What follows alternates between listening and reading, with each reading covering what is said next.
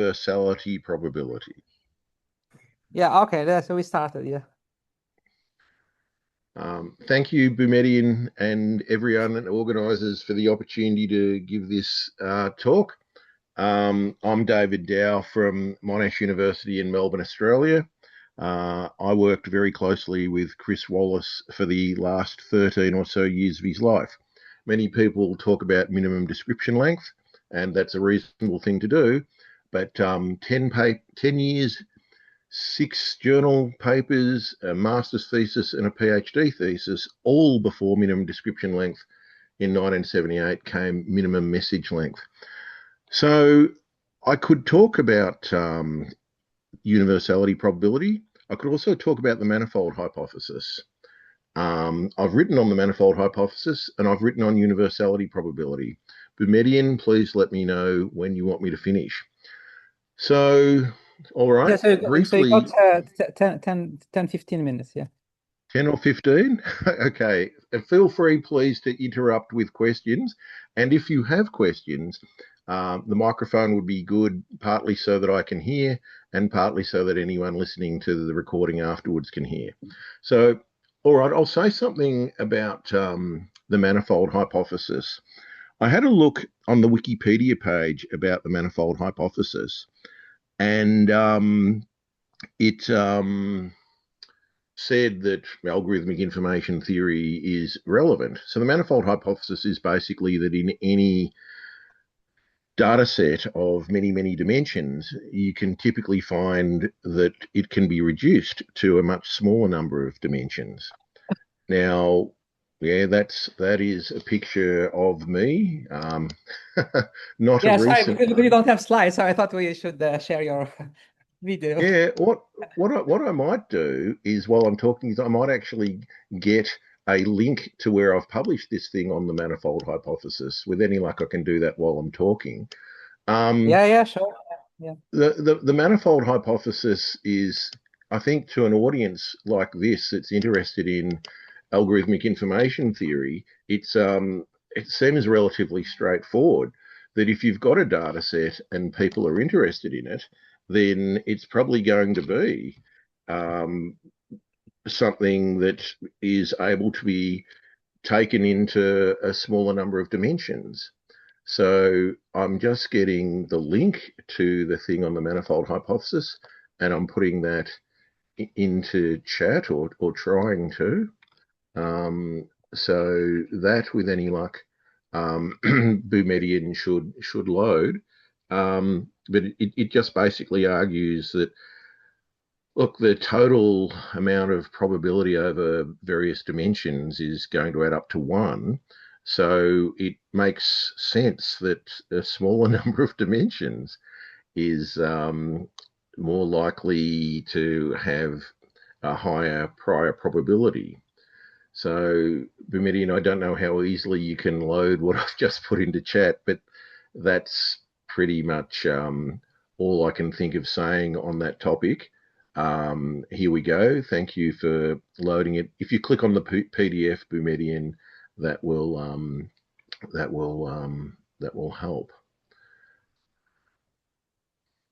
And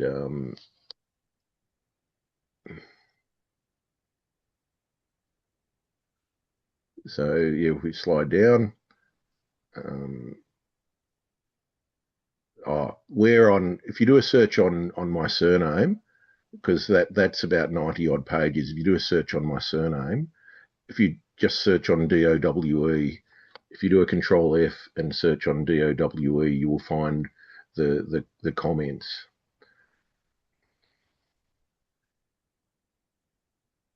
There we go. That fantastic. And that's our try again, Boumediene. Try searching on my name again. Yeah, Yeah, that's fine. Yeah. that's perfect. So yeah, look, we just make the observation that yeah, the total probability is 1 over all dimensions that a universal Turing machine might have for a data set. So you're going to have higher probability on a lower number of dimensions. To an audience like this, there are no great surprises.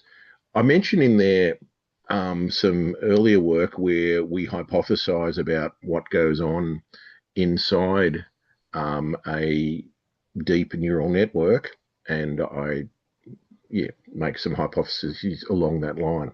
Okay, so that's the first half of my impromptu talk. The next half, I remember discussing this with Marcus Hutter. I think it was something like Monday, the 10th of November last year, if there was such a date.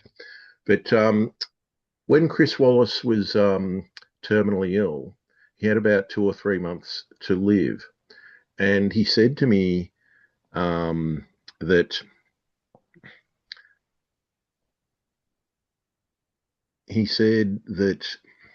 if you give a universal Turing machine a random strings of noughts and ones at random, then it will lose its universality, and that is why people um, lose the ability to learn new ideas. That was Chris's idea, and I suspect he was a little bit frustrated, not just with his death, which was a few months away, but also with the fact that MML hadn't caught on that widely, and that a lot of the credit went to Jorma Rissanen, even though he was 10 years later. So Chris had this great idea of universality probability, but his thought that the universality probability was zero, that universal Turing machines would automatically lose their universality, was incorrect. And when we realized that was incorrect, when George Barmpalius proved with heavy duty mathematical logic that the universality probability is greater than zero for any universal Turing machine, it then became quite trivial to prove with much less high-powered methods. So I'll give you a simple proof that for a prefix-free universal Turing machine, the probability that it stays universal forever is greater than zero. So take a rapidly growing sequence of positive integers, maybe 10, 100, 1,000, a million, something like that. I'm going to have a random walk.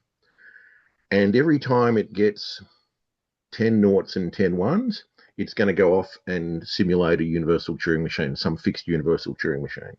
Otherwise, when it gets to 100 noughts and 100 ones, it's going to go off and simulate that same universal Turing machine.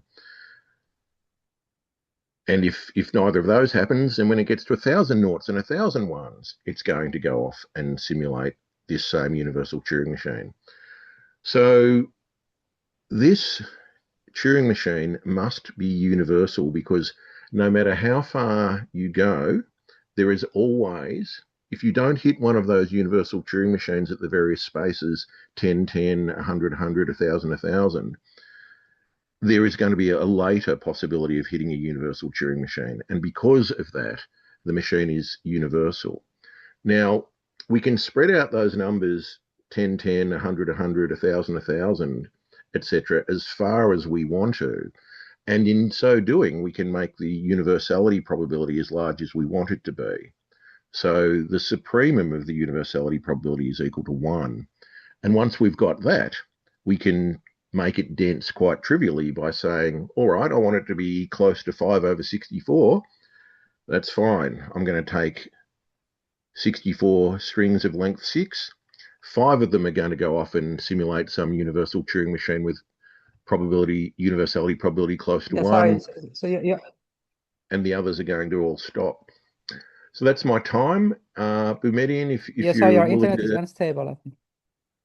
Oh, okay. So if I have this, if you're interested in 5 over 64, for example, as a number, I can have 64 strings of length 6. Yeah, yeah, 5 of sorry. them... We can't hear you actually. Sorry, do you hear me? Hello? I can hear you. I can hear you. Can you hear me? Yeah, I think your internet is unstable. I believe No, you. no, yeah. So now we hear you, but the last 2, 3 minutes we couldn't hear you. Oh, okay. I'm not sure where I lost you, but we can get the supremum of the universality probability to be 1. We can get the probability as close as we like to 1 by making these this sequence of numbers grow very, very rapidly. And then if I want some number like my example of 5 over 64, I can take 64 strings of length 6, and 5 of them I can make simulate this particular machine with universality probability very close to 1, and the other 59 I can just make all halt. So thank you all for your time. My email address is not too hard to work out. I'll type it into chat. It's david.dowe@monash.edu. You're welcome to ask questions if Boumediene has time for that. Otherwise, you might instead wish to go to the next speaker. I don't know your preference, but thank you all for your attention, your kindly listening, and thank you for managing to squeeze me in. Yeah, sure. Yeah, thanks for your talk. I mean, yeah, Thank you for the applause. yeah, there is room for a few questions. Is there any questions? Or?